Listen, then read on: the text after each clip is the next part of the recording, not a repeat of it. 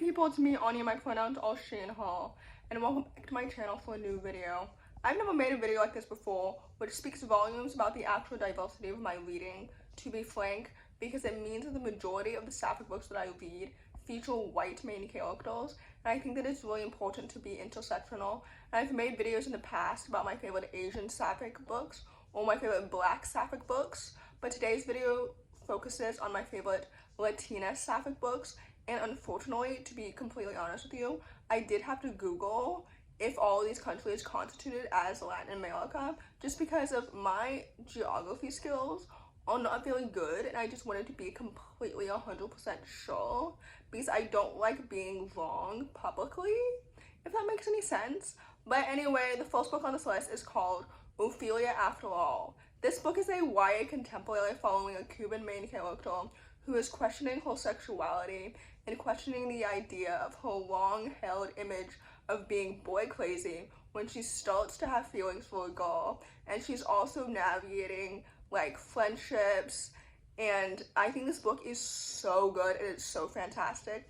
I love a solid coming of age story. I love how character driven this story is. Ophelia is such an authentic teenager, and I loved the pacing and the writing and the romance and the queerness in her friend group and everything. This book is so excellent and it's so well done. It deserves all of its hype and so much more. I really enjoyed every second of it. I remember this book so vividly when I read it 4 years ago because it made me cry 4 separate times. So anyway, with that said, I would definitely highly recommend it. The next book on this list is called Camila Núñez's Year of Disasters. This book is another YA contemporary following a Cuban-American queer main character who must confront her anxieties and her fear about the future. And I think this book is so good and it's so fantastic. I loved the depiction of mental illness and mental health, and I loved like her queerness and her friendships and her family dynamics, and the characters are so well developed and so distinct. I love the pacing and the writing and everything. I would gladly read more from this author. I don't know if they've written anything else yet, but anyway, this book was so good and it was so fantastic, and it felt so lyrical and so poetic. And I've read so many YA contemporaries that it's hard for me to find something that feels new, and this book was so good and so excellent. And I thought that everything was so well developed and so well paced. I think this book is so underrated and it deserves so much more hype because I loved everything about it. So anyway, with that said, I would definitely highly recommend it. The next book on this list is called Get Real, Chloe Torres. This book is a YA contemporary following a Puerto Rican Sapphic main character who's planning a road trip with her estranged best friends, and I think this book was so good and so fantastic. First of all, I loved the queer representation so much, and I also loved the positive plus size representation. I think this book is so excellent and it's so good.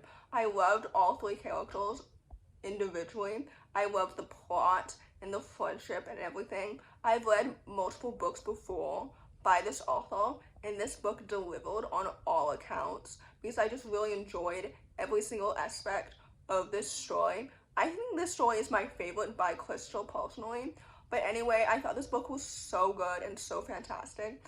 I loved the writing and the pacing and the characters and the queerness and the friendship and everything. I love books about estranged best friends because I love reading books about messy dynamics, if that makes any sense. But anyway, this book was so good and it was so fantastic and it was so authentic. So with that said, I would definitely highly recommend it.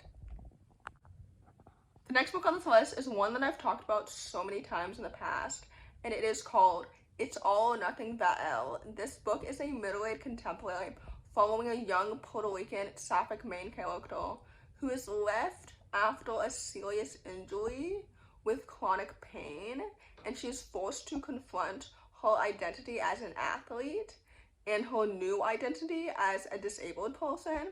And I loved the themes of disability, and I loved also like her new rivalry with her new teammate whom she starts to develop a crush for. And I think this book was so good and so excellent.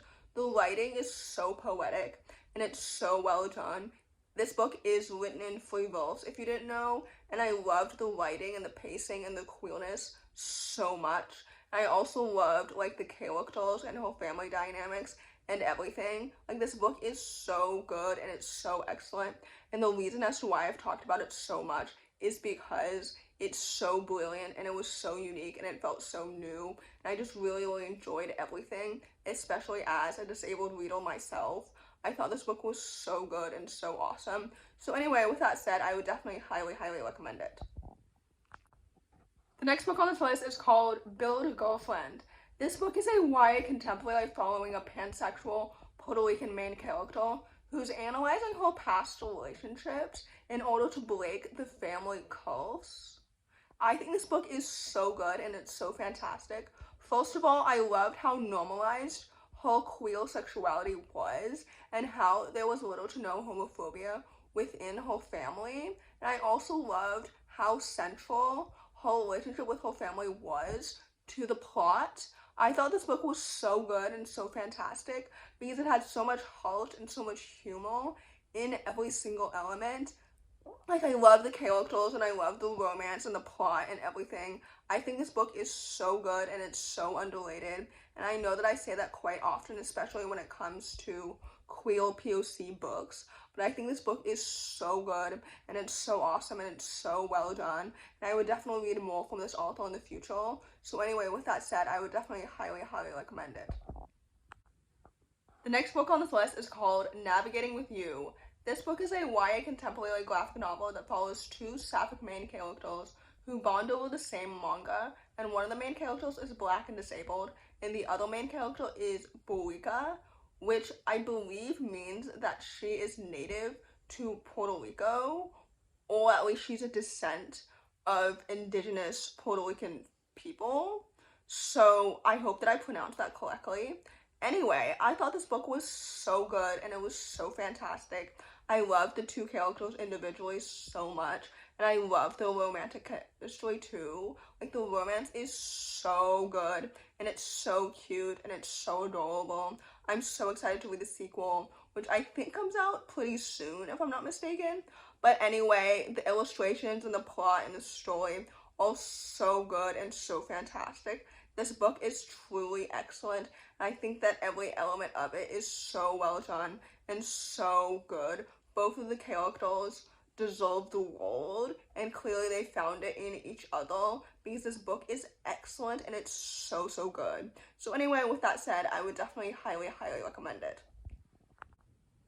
The last book on this list, and definitely not the least, is called Marisol Acts the Part. This book is a YA contemporary featuring a bisexual Puerto Rican main character, and basically it's a Legally Blonde retelling, but instead of law school, it's the acting industry. I think this book was so good and it's so fantastic. First of all, I love Marisol so much. She's such a well-rounded, authentic main character, and she feels like a teenager, which is perfect because she is a teenager. I would never demonize a teenager for acting like a teenager because that's what she is.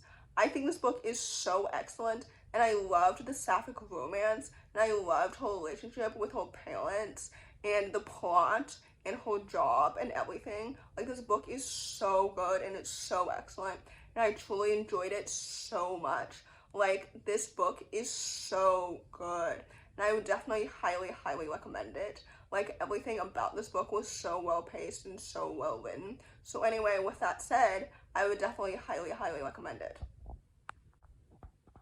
So in conclusion, the majority of these books either feature Cuban main characters or Puerto Rican main characters, which I did not realize until after I'd finished filming, but I think that makes sense because there are millions of Cubans and Puerto Ricans living in the United States, and the majority of the books that I read are by American authors. So basically, I need to expand what I usually read and read by non-American authors. That's the lesson learned here. Anyway, in conclusion, if you enjoyed this video, please don't hesitate to give it a big thumbs up. Comment down below the elephant emoji if you made it all the way to the end of the video. I hope this video helped diversify your bookshelf as usual. Thanks for watching. Subscribe to my channel if you're new, and I'll see you in my next video. Bye!